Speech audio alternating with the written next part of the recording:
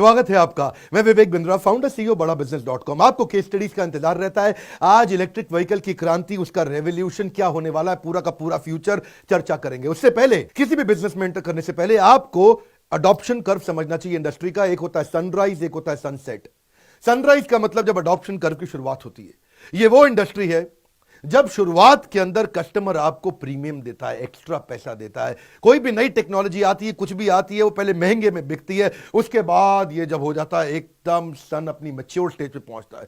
दोपहर के 12 बजे जब बहुत धूप होती है, ये वो समय है जब पूरी मैच्योरिटी आ जाती है इंडस्ट्री के अंदर। कंपटीशन बढ़ चुका होता है, हर आदमी उस माल को बेच रहा होता है। और बाद में आता है सनसेट इंडस्ट्री, जब नीचे आने लगता है सूरज, ढलने लगता है। ये वो समय है जब प्रोडक्ट बदलने का समय आ जाता है। हर इंडस्ट्री में एक सनराइज भी होता है और सनसेट भी होता है। इलेक्ट्रिक व्हीकल के अंदर भयंकर सनराइज है। सनराइज इंडस्ट्री की निशानी क्या है? ये वो इंडस्ट्री होती है जहां इन्वेस्टर लगातार पैसा लगाना चाहता है, सारे स्टार्टअप्स और वेंचर कैपिटल वहां एंटर करते हैं। दूसरा, ये एक इंजन बन जाता है फ्यूचर इकोनॉमिक ग्रोथ को। तीसरा, स्टेडली ये एम्प्लॉयमेंट को जनरेट कर रहा है। चौथा, इसमें प्रॉफिट बहुत ज्यादा मिलते हैं। और पांचवा, एनवायरमेंट पे हमेशा पॉजिटिव असर पड़ता है। ये 5 चीजों से समझ में आता है इंडस्ट्री अभी चढ़ रही है कि नीचे गिर रही है। रियल एस्टेट इस समय सनसेट है और इलेक्ट्रिक व्हीकल सनराइज पे है। इंडियन गवर्नमेंट ने तूफान मचा रखा है, एक मिशन ले लिया है, ऑटोमोटिव इंडस्ट्री को पूरा बदल देंगे। नितिन गडकरी का वो इंटरव्यू जो बहुत ही उसके बाद हंगामा हो गया था पूरे देश में। क्या बोले, 2030 तक मैं सारी गाड़ियों को उखाड़ के खत्म कर दूंगा, केवल इलेक्ट्रिक गाड़ी चलेगी देश में। और क्या बोले, मैं तुमसे पूछ नहीं रहा हूं, बता नहीं रहा हूं, तुमको बुलडोज कर दूंगा, खत्म कर दूंगा, नेस्तो नाबूद कर दूंगा अगर तुमने इलेक्ट्रिक व्हीकल पे पूरा मूवमेंट नहीं ला दिया। नहीं आएंगे तो तुम्हारे बिना, नहीं तो तुमको घसीटते हुए ले जाऊंगा, नहीं तो बुलडोज करूंगा, और तुम अगर जिद ही करते रहोगे तो मेरा बैंड बजाऊंगा। गडकरी के बाद नीति आयोग के अमिताभ कांत ने भी आके स्टेटमेंट दे दिया कि मेरा उद्देश्य है शहर साफ हो जाए, पोल्यूशन खत्म हो जाए, इंपोर्ट ना करना पड़े तेल। बहुत तेल विदेश से इंपोर्ट करना पड़ता है पेट्रोल और डीजल की गाड़ियों के लिए, और वो चाहते हैं इलेक्ट्रिक व्हीकल ऐसा कुछ हो जाए कि केवल सूरज की रोशनी से चल जाए, पूरी तरह इंडिपेंडेंट हो जाए गाड़ी। To shift away from internal combustion cars to electric vehicles, and you need to move towards a world which is based on sharing, connected and zero emission world. That's the future. Modi ने भी बोल दिया charge mobility वही future होने वाला है। We want to build India as a driver in electric vehicles. 4 wheeler की गाड़ियों में तकलीफ आ रही है, लेकिन जो इलेक्ट्रिक व्हीकल है वो 2 व्हीलर और 3 व्हीलर में है। क्या मतलब हुआ? मास मोबिलिटी का सेगमेंट है ये। जो मास मोबिलिटी का सेगमेंट है, यानी कि छोटे शहरों के अंदर, गांव में 2 व्हीलर, 3 व्हीलर, ऑटो रिक्शा, सब कुछ इलेक्ट्रिक व्हीकल में आसानी से मूव कर रहा है। सरकार ने इंसेंटिव पे, टैक्स पे कई तरीके के फोकस करने शुरू कर दिए। सरकार चाहती है टैक्स कम से कम ले। गाड़ी पे पहले जो टैक्स इलेक्ट्रिक व्हीकल पे था 28 को 18 किया, 18 को 12 किया, अभी 5% कर दिया है।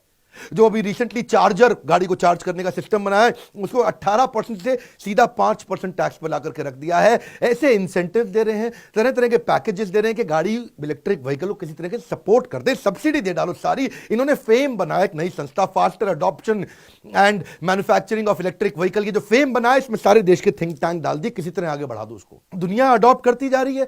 यूएस और चाइना नंबर 1, 2 अपने आप में कंट्री आपस में कंपीट कर रहे हैं। टेस्ला सबसे ज्यादा कर रहा है। इलेक्ट्रिक व्हीकल के फायदे बहुत है। पहली चीज कि ये इसकी कॉस्ट कम पड़ती है, इसमें रिपेयर का झंझट नहीं है। गाड़ी खरीदने के लिए बाद में कोई गैस नहीं भरवानी, कोई तेल नहीं भरवाना, इसमें कोई तेल चेंज नहीं करना। इसकी मेंटेनेंस बहुत सस्ती पड़ती है, वेयर आउट इसके अंदर होता ही नहीं है। इलेक्ट्रिक कार्स जो है सांस के लिए तो बहुत अच्छे है ही ना। आप जानते ही हो कि इसमें एमिशन नहीं है। जो एमिशन नहीं होगा, पोल्यूशन नहीं होगा, तो नेचुरली फायदा होगा। इलेक्ट्रिक व्हीकल में एक बड़ी कन्वीनियंस है कि अब आपको पेट्रोल पंप पे नहीं जाना है, अब आपको वहां जाके डीजल नहीं भरवाना, आप अपने घर पे चार्ज कर लोगे ना। थोड़ा कूल भी लगता है साथ में। इसके अलावा कि भाई कोई नई चीज आई है, ये इलेक्ट्रिक व्हीकल है। फिर इसके अलावा सेफ्टी मामले में भी बहुत अच्छा है। सेफ्टी के अंदर अगर आप पहले देखें, पहले 2 करोड़ गाड़ियों में आग लगने के चांसेस होते हैं जो टेस्ट होता है उसका, पेट्रोल डीजल की। लेकिन ये 2 करोड़ नहीं कह रहा, ये कह रहा है कि 12 करोड़ गाड़ी में से किसी एक में आग लग सकती है। इसका मतलब सेफ्टी के मामले में ये बहुत आगे निकल गया। मेंटेनेंस की बात मैं कर ही चुका हूं आपसे। आवाज ये गाड़ी करती नहीं, ना बाहर करती है ना अंदर करती है। इसके रेडियस टर्न करने के ज्यादा अच्छे बना दिए हैं। और जो कामगार आदमी हैं, जो छोटे गांव में आदमी काम करता है, लोडिंग का, रिक्शे का, वो ज्यादा इनकम कमा सकता है कम एक्सपेंडिचर में, क्योंकि बाकी गाड़ियों में एक्सपेंडिचर ज्यादा होता है। थोड़ा अगर इसका गणित लगाएं कि ये गाड़ी सस्ती क्यों पड़ती है, देखिए क्यों फ्यूचर होने वाला है, मेरी बात समझिएगा। एक मॉडल होता है TCO, total cost of ownership.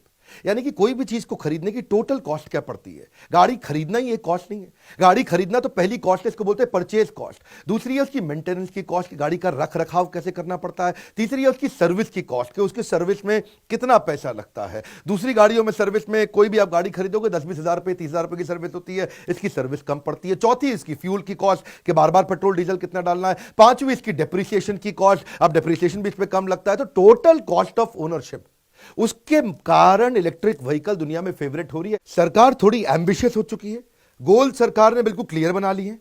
2023 तक सारे 3 व्हीलर को किसी भी तरीके से इलेक्ट्रिक व्हीकल कर देना है। 2025 तक सारे 2 व्हीलर को किसी भी तरीके से इलेक्ट्रिक व्हीकल कर देना है। नीति आयोग बोल रहा है अब जितने भी हाई राइज बिल्डिंग आएंगी, जो भी हॉस्पिटल आएंगे, जो भी मॉल्स आएंगे, जो भी रेजिडेंशियल एरिया आएंगे, जो भी कमर्शियल बिल्डिंग आएंगी, जितने भी ऑफिस आएंगे, सब में ई व्हीकल, इलेक्ट्रिक व्हीकल के चार्जिंग का स्पेस देना ही देना है। दुनिया की 10 सबसे ज्यादा पोल्यूशन क्रिएट करने वाली सिटी में से 7 इंडिया में है। एक अच्छा डिसीजन और ले लिया, जो 10 अपने देश के अंदर सबसे ज्यादा पोल्यूशन वाले शहर हैं, वहां पे ये कह रहे हैं कि एक फिक्स परसेंटेज इलेक्ट्रिक व्हीकल बिकना चाहिए। जैसे मतलब जितनी भी गाड़ियां बिके उसमें से 10 या 20% केवल इलेक्ट्रिक व्हीकल बिकना चाहिए। आपको मालूम है 1 गीगा टन कार्बन डाइऑक्साइड का एमिशन खत्म हो सकता है अगर इलेक्ट्रिक व्हीकल बढ़ेंगे।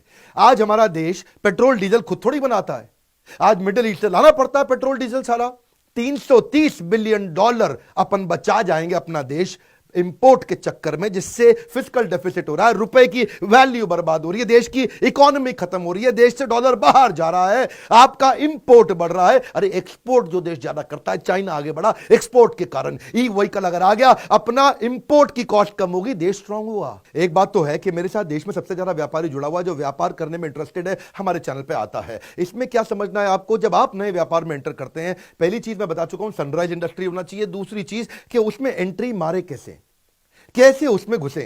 आज इलेक्ट्रिक व्हीकल की बात कर रहे हैं, इसमें घुसने से पहले क्या तैयारी करना चाहिए। पहली चीज, जब प्रोडक्ट बना रहे हो, इलेक्ट्रिक व्हीकल तो कई लोग बना रहे होंगे, बनाते वक्त आपको कंज्यूमर की जर्नी को पहचानना पड़ेगा, मार्केट की नीड और साइज को समझना पड़ेगा, रॉ मटेरियल कहां से लाऊं उसकी तैयारी करनी पड़ेगी। इसके अलावा मैन पावर कैपेबिलिटी कैसे लाऊं, मेरे का वर्किंग कैपिटल इंफ्रास्ट्रक्चर मैनेजमेंट कितना है, और एग्जिस्टिंग इनोवेटिव प्रोडक्ट क्या चल रहे हैं, मैं उनको कैसे इंप्रूव करूं। जिसने जो इनोवेशन ला दिया, परवाह नहीं कोई भी, उसके इनोवेशन में जो गलती है उसका इंप्रोवाइजेशन चाहिए।